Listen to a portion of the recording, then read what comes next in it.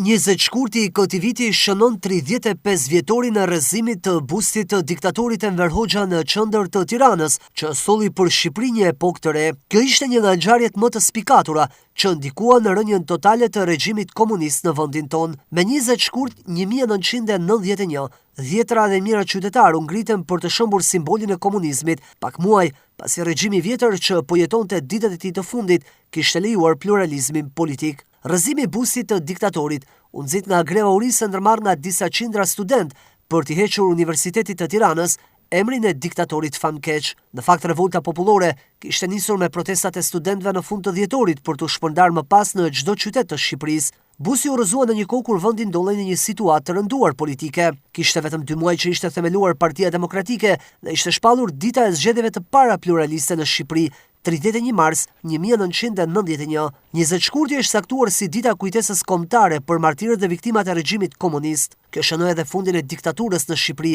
ndërsa pamjet e atij momenti në sheshin Skënderbej do të bënin xhiron e botës, duke vënë edhe një herë tjetër Shqipërinë në fokus të zhvillimeve ndërkombëtare.